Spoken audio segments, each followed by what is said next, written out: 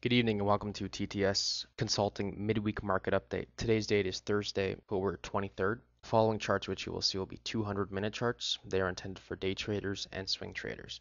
We began this evening by analyzing 191 companies of the S&P 500, 45 of which were short squeeze candidates, and 16 of the 45 short squeeze plays are included in this edition because they were superior to the rest. First up, Bank of New York Mellon. We have a 26.89 support level.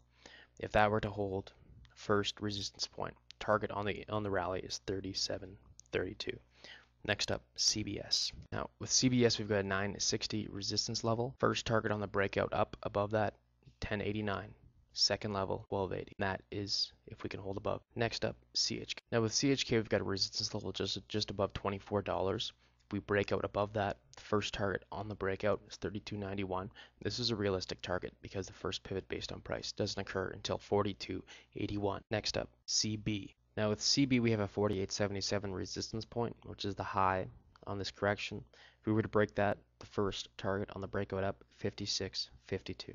Next up, CINF.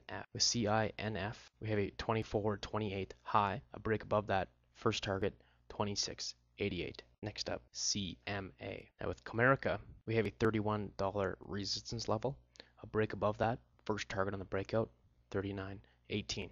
Next up, ED. With ED, we have a 42.63 resistance level. A break above that, first target on the breakout, 45.62. Next up, DVN. With Devon Energy, we have a 86.41 resistance level. A break above that, a 94.53 target. And there's also a gap at 96.10. Next up, EIX. With EIX, we have a 38.03 resistance level. A break above that should result in a target met of 41.76. Next up, EOG. With EOG, we have an 81.33 resistance level. A break above that level should result in a target met of 89.78. Next up, CPB. This trade was originally given out as a short play for our last weekly market update and a short target for an entry short at 37.50. That was a profitable short position, but this next week there's a possibility of a very large short squeeze in this stock occurring, and that should happen if we can break above these previous highs. First target on the breakout, 40.14. But if that holds, the new low should be good. But it's looking at this point like we could break that. Next up, EXPD. With EXPD, we have a 34.69 resistance level. A break above that level should result in a new high around 38.17. Next up, XOM. Now, ExxonMobil in particular is looking very scary to be short right now. You have a 75.49 resistance level. A break above that should result in a target met of 84.18. Next up, FDO. Now with Family Dollar stores, we have a 26.30 high. A break above that level should result in a first target of 28.38. Our second target is 31.04. Next up, FHN. Now FHN really stands out. We have a $12 resistance level on this stock.